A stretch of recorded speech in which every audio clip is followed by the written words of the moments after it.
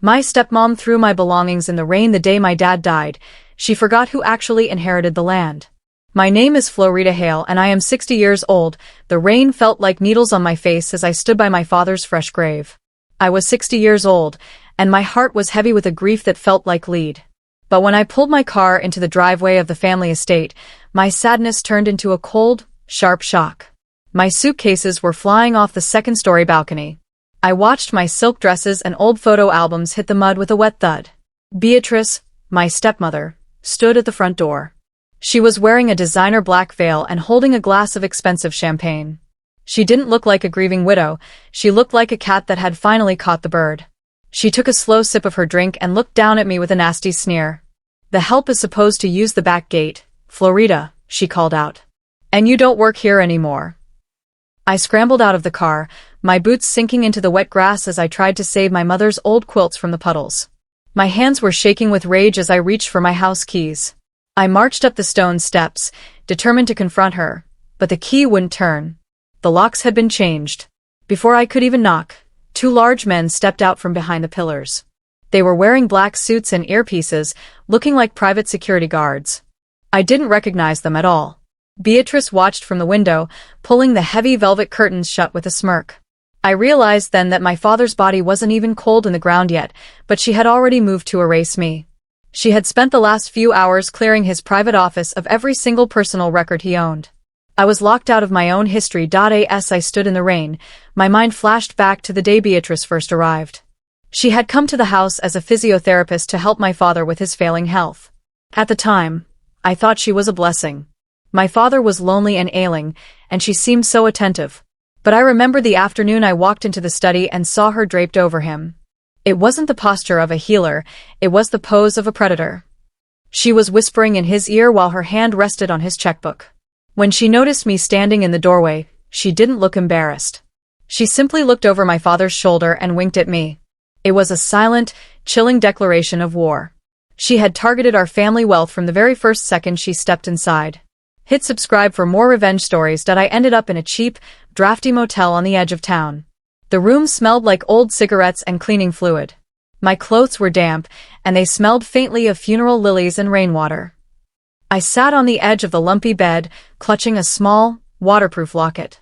My father had pressed it into my hand on his deathbed, his eyes wide with a secret he couldn't speak aloud.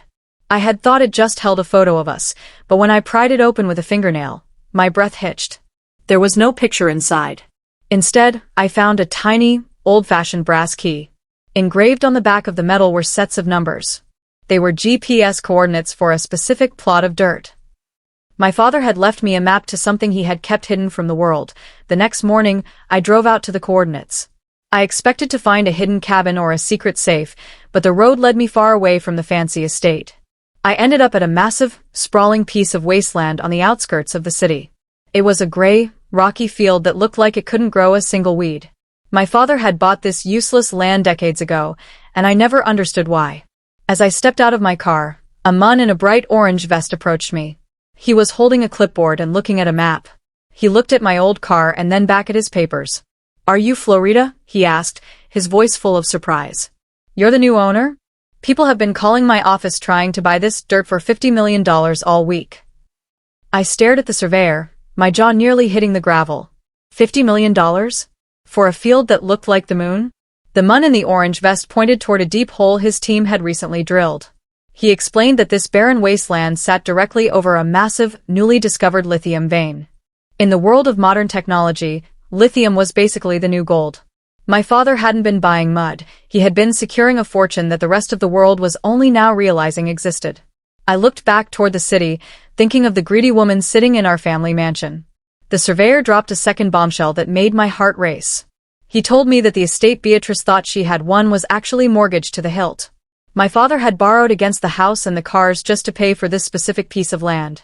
Without this dirt, she was broke. I was loading my damp clothes into the motel's laundry machine when a familiar silver sports car pulled into the lot. It was Julian, Beatrice's son. He was a charming, oily playboy who had spent his life spending my father's money on fast cars and expensive suits. He stepped out of the car, looking far too polished for a cheap motel. He claimed he had been searching everywhere to comfort me during my time of grief. He followed me to my car, his voice dropping to a low, soothing hum. He tried to pressure me into signing what he called a standard probate waiver. He told me it was just a formality to keep the family together and avoid legal fees. He pinned me against the car door, leaning in close with a fake smile. I felt the cold brass key biting into my chest. He didn't care about me. He wanted the land the day of the will reading arrived. I sat in a cold, mahogany-paneled office across from a lawyer who had clearly been bought by Beatrice. He didn't even look me in the eye as he began to read. Beatrice sat next to him, wearing a hat with a wide brim, looking like a queen. The lawyer announced that Beatrice was to inherit the estate, the luxury cars, and all the liquid cash in my father's accounts. I was left with nothing but the title to the barren acres. Beatrice let out a laugh so sharp and loud that she actually spilled her drink on her silk skirt. She didn't even bother to wipe it away. "Enjoy your mud, darling," she said, her eyes flashing with pure malice. "I hope you like sleeping under the stars, because you'll never step foot in my house again." A few days later, the reality of her wind began to set in for Beatrice. She realized that the estate was hemorrhaging money every single day. The taxes were astronomical, and the staff's wages were overdue. She had the crown jewels, but she had no way to pay for the castle. She assumed that I would be desperate and foolish. She thought I would sell my mud to the first buyer just to save the family name or to get back into her good graces.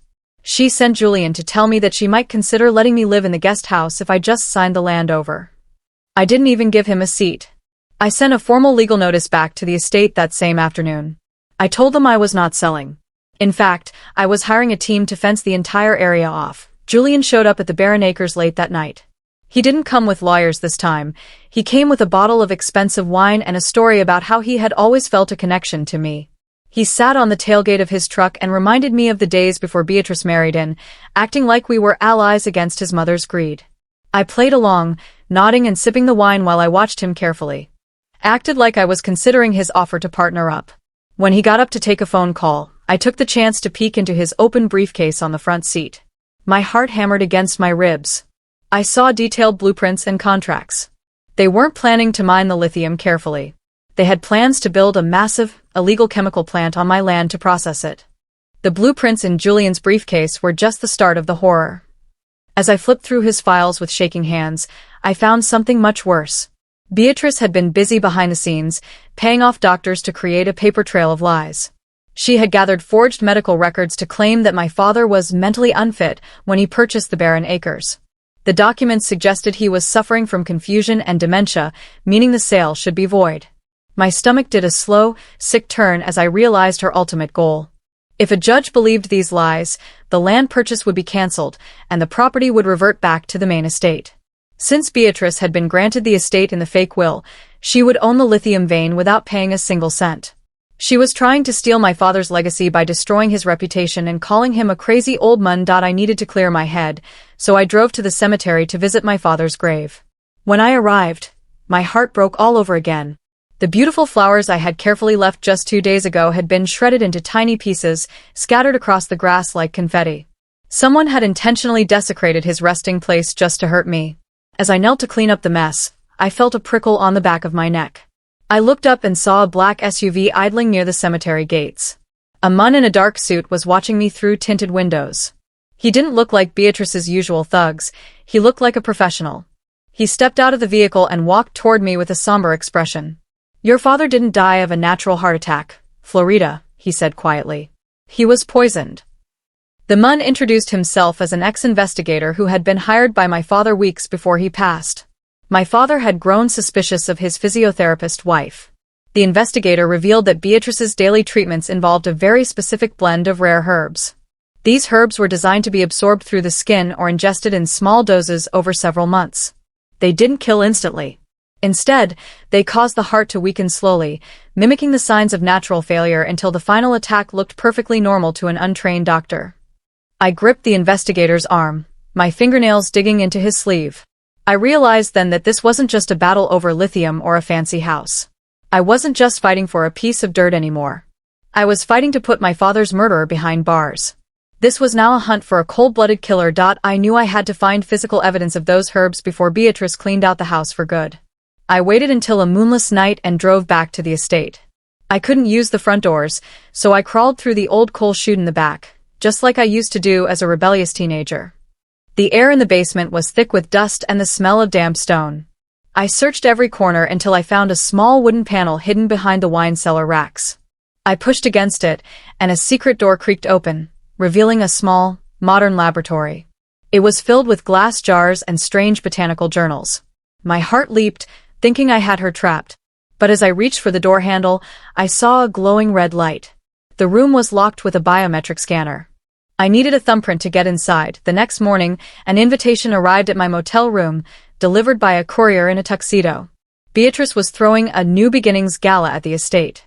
She wanted to attract wealthy investors for the lithium project she didn't even own yet. It was a bold, arrogant move. She had invited me just to humiliate me in front of the city's elite, hoping I would show up looking like a defeated beggar. I stared at the gold-embossed card and felt a surge of cold fire in my veins. I wouldn't give her the satisfaction of seeing me cry.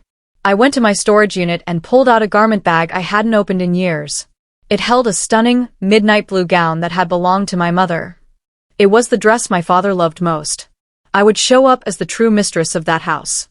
Hit subscribe for more revenge stories. I walked into the gala with my head held high, the silk of my mother's gown whispering against the floor. The room fell silent as the city's elite turned to stare at the woman they thought was broken.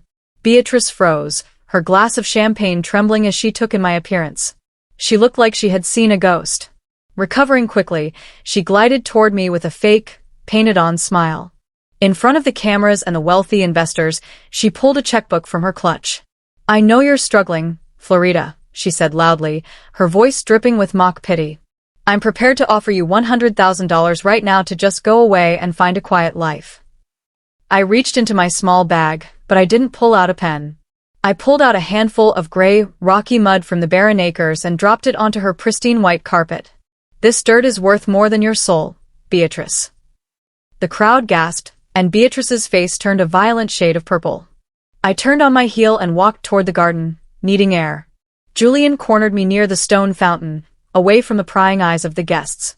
He looked agitated, his usual cool mask slipping. He whispered that he actually hated his mother and that she was planning to cut him out of the lithium profits once the crazy father documents were filed. He offered to help me take her down, but he wanted a steep price. He demanded half of the mining revenue in exchange for his testimony. To prove his sincerity, he grabbed me and kissed me passionately. I let it happen for 3 long seconds, but I wasn't feeling romance. As his hand pressed against my waist, I used a small gel mold I had hidden in my palm to steal his thumbprint. As soon as Julian returned to the party, I slipped back into the house and headed for the basement. My heart was thumping like a drum against my ribs. I reached the secret laboratory and pressed the gel mold with Julian's thumbprint against the glowing biometric scanner. With a soft click, the heavy door swung open. The room was cold and smelled of bitter almonds. I moved quickly, grabbing the jars of dried herbs and the journals where Beatrice had recorded her treatments. But as I searched the back of a drawer, I found a heavy, sealed envelope. It was my father's real last will, dated only days before he died. It was much different than the one the lawyer read. It left everything, including the house and the business, to me. There was one condition. I must never sell a single foot of the barren acres to anyone. I tucked the will and the herbs under my arm, but before I could reach the coal chute, the lights flickered on. Beatrice stood in the doorway, her black veil pushed back to reveal eyes full of murderous rage. She wasn't holding a drink this time, she was holding a small, silver pistol. She didn't call the police or scream for the guests. She simply looked over her shoulder and nodded to her private security guards. "Dispose of the problem," she commanded, her voice as cold as ice. "Make sure she's buried in the mud she loves so much." One of the guards lunged for me, but I was faster. I dove headfirst into the narrow coal chute, feeling the rough metal scrape my skin. Just as my feet cleared the opening, a loud gunshot echoed through the basement, the bullet whistling past my ear. I spent the rest of the night running through the woods, clutching the evidence to my chest. I couldn't go back to the motel. Beatrice's men would be waiting there. I drove to the barren acres and sought shelter in a small, rusted trailer used by the local surveyors. The land was dark and silent, but I wasn't alone. Word had spread among the local miners about how Beatrice had treated me at the funeral. These men had respected my father for decades, and they didn't like seeing his daughter hunted. They surrounded my trailer with their heavy trucks, forming a protective circle of steel. I fell asleep to the sound of their low voices and the humming of engines. Early the next morning, I was woken by a loud roar. Beatrice had brought in massive bulldozers to clear the wasteland, claiming I was just a squatter. The roar of the engines shook the ground as the massive yellow bulldozers lined up at the edge of my property. Beatrice sat in the lead truck, wearing a hard hat like it was a fashion accessory. She screamed through a megaphone that I was a trespasser and that the waste needed to be cleared for her new project. I didn't run. I walked out to the very edge of the dirt and stood directly in front of the largest blade. The miners behind me stepped out of their trucks, crossing their arms in a silent wall of support. Just as the lead driver reached for the gear shift, a local news van screeched to a halt nearby. I held up a stamped document for the cameras to see. "This land is a protected ecological site," I shouted. "Any disturbance is a federal crime. If you move 1 inch of this dirt, you're going to prison." The bulldozers went silent as the lawyers and news crews swarmed the area. Without the ability to dig, Beatrice's entire plan began to crumble like dry sand. She had promised her investors immediate results to cover the massive debts of the estate. When they saw the federal protection order on the evening news, they panicked. One by one, the wealthy backers pulled their funding, leaving Beatrice with nothing but a mountain of bills and a house she couldn't afford to heat. The bank, sensing blood in the water, began the formal foreclosure process on the family mansion. I watched from my small trailer as the lights of the estate grew dimmer each night. Beatrice realized with a shock that she was about to be just as homeless as she had tried to make me. The hunter was finally becoming the prey, and she had no way out. Desperation makes a snake do dangerous things. Late on a Tuesday night, I saw a strange orange glow reflecting off the clouds near the estate. I drove toward it, my heart sinking as I saw smoke billowing from the third-story windows. Beatrice had decided that if she couldn't keep the house, no one would. She had set fire to the curtains, hoping to claim the massive insurance policy to fund her escape. I didn't care about the furniture or the silk rugs, but I remembered my father's journals. They were still hidden in his study, filled with 30 years of memories and business secrets that I needed to prove his legacy. I ignored the sirens in the distance and ran toward the front door. The heat was already blistering, and the smell of burning wood filled my lungs as I fought my way inside. I found the journals, but the smoke was so thick I couldn't find the stairs. I collapsed near the window, gasping for air, when a pair of strong arms hoisted me up. It was Julian. He dragged me out onto the lawn just as the roof groaned and caved in. He looked down at me, his face covered in soot. He told me he had let the physical evidence of his mother's crimes burn in the basement lab so he could protect himself. "Now we're even, Florida," he whispered, thinking he had destroyed my leverage. I coughed and sat up, slowly holding up my smartphone. The screen was still glowing.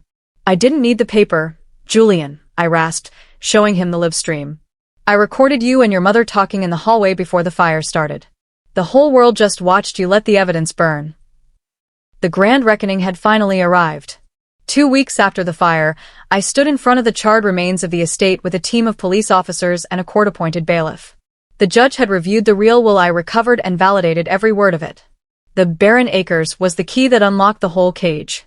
Since the estate was mortgaged to pay for my land, the debt followed the property, which was now legally mine. I walked up to the guest house where Beatrice was hiding out. I didn't say a word as the movers began tossing her designer bags and expensive shoes out into the muddy driveway. The rain began to fall, turning the ground into a messy slurry. I watched her silk luggage hit the puddles, exactly where mine had landed on the day of the funeral. The eviction had finally been reversed. With the estate back in my hands, I made a public announcement that changed everything. I wasn't going to build a greedy, private factory like Beatrice had planned. Instead, I announced the creation of a community-owned green energy mine. I invited the local miners and the townspeople to be shareholders in the lithium project. As soon as the news hit the markets, the stock in Beatrice's private shell company became completely worthless. She had gambled everything on a lie, and now her bank accounts were empty. As she stood in the mud outside the guest house, screaming at the movers, a fleet of black police cars pulled into the driveway. They weren't there for the eviction.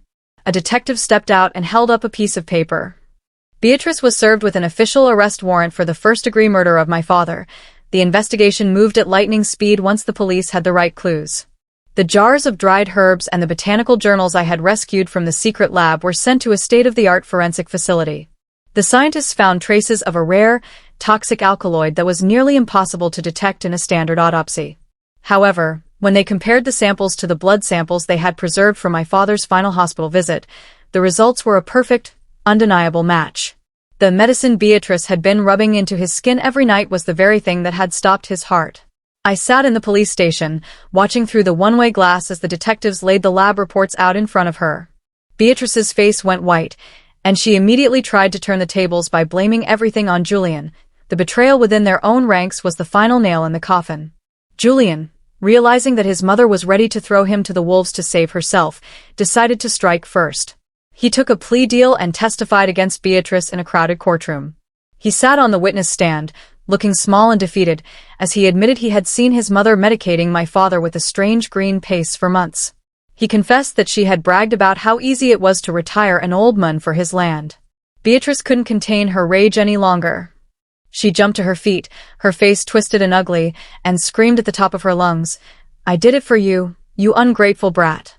We were supposed to be rich." The judge pounded his gavel, but the confession was already on the record. While the trial moved toward a verdict, I began the long process of putting my family's history back together. Beatrice had pawned or sold almost every piece of jewelry that belonged to my mother and father during her desperate final weeks. I spent thousands of dollars hiring private investigators to track down every single item. I bought back the gold watches, the pearl necklaces, and the antique brooches from pawn shops all across the state. One afternoon, I walked into a dusty, dim shop on the edge of the city. I found my mother's original wedding ring sitting in a cheap plastic tray under Beatrice's name. I gripped the gold band in my hand and felt a wave of peace. Every piece of our soul that she tried to sell for cash was finally coming home to me. I waited until the day after the sentencing to visit Beatrice in prison. I walked past the heavy steel doors, wearing my best suit and carrying a small bag. Beatrice was waiting behind the glass, wearing a rough orange jumpsuit instead of her designer black veil. Her skin looked sallow, and her hair was thinning without her expensive stylists. She looked like a common thief. I didn't say anything at first. I just sat down and pulled a small, chilled bottle of the most expensive champagne from my bag. I poured a glass and took a slow, deliberate sip while she watched with hungry, hateful eyes. There were no more lies to tell and no more land to steal. I leaned toward the glass and whispered, "It tastes like justice, Beatrice." Hit subscribe for more revenge stories. After leaving the prison, I returned to the estate to settle the final scores. Julian was waiting for me at the front gates, looking pathetic and hopeful. He thought that because he had testified against his mother, he would be rewarded with a seat at the table. He actually had the nerve to ask when he could start his new role as my partner in the lithium business. I looked at him, seeing the same greed that had fueled Beatrice. I handed him a final paycheck and a box of his belongings that hadn't burned. "You saved me from a fire you helped start, Julian," I said, my voice cold and steady. "You knew what she was doing to my father for months and said nothing until you got scared." I watched the color drain from his face as I signaled my security. "You're fired. Get out of my sight and off my land." The next few months were a whirlwind of activity. The barren acres were no longer a wasteland. They had become the most profitable and talked about green energy site in the entire state. The community-owned mine was bringing wealth back to the town, and for the first time in years, the local families were thriving. One afternoon, while checking a new excavation site near the center of the property, one of the miners called me over. His drill had struck something metallic and solid deep underground. We cleared away the silt and found a reinforced titanium vault that my father had never mentioned in any of his journals. It was buried nearly 20 feet down, hidden beneath a layer of solid rock. My heart raced as I realized this was the real reason he had told me to never, ever sell this specific piece of dirt. It took hours to cut through the heavy door, but inside, I found a climate-controlled room filled with old files and a single, handwritten letter. It was from my biological mother, written years before she passed away. As I read the faded ink, tears blurred my vision. She had predicted Beatrice's arrival with terrifying accuracy, warning my father that a snake in silk would one day try to dismantle everything he built. My father hadn't been a victim of a sudden trick. He had known exactly who Beatrice was from the moment she walked in. He had stayed with her to keep her close, using the barren acres as a final test for me. He wanted to make sure I had the strength to fight for the truth before he handed me the keys to the empire.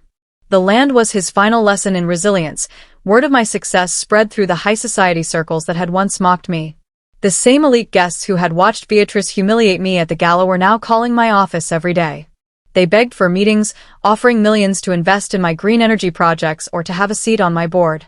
I decided to host one final gala at the fully restored estate, but I changed the rules. I sent out the invitations for a rainy Tuesday evening. When the limousines arrived, I had my security keep the gates locked. I made the city's wealthiest power brokers stand outside in the downpour for nearly an hour, their expensive suits and silk dresses getting ruined in the mud. When I finally let them in, I stood at the top of the stairs, looking down at them. Now you know how it feels to wait for a seat at my table. Even with the house restored, I started to feel a strange chill in the air. I began hearing muffled footsteps in the hallways at night and the sound of a distant, ragged cough coming from behind the library walls. For a moment, I feared I was losing my mind or that the grief was playing tricks on me. I spent a week tracking the sounds, measuring the thickness of the walls until I found an architectural discrepancy in the basement blueprints. Behind a heavy bookshelf in a corner of the cellar that even the police had missed, I found a hidden, soundproof room. It was set up like a small hospital ward. My breath caught in my throat as I looked at the bed. Inside, a frail, elderly man was hooked up to machines.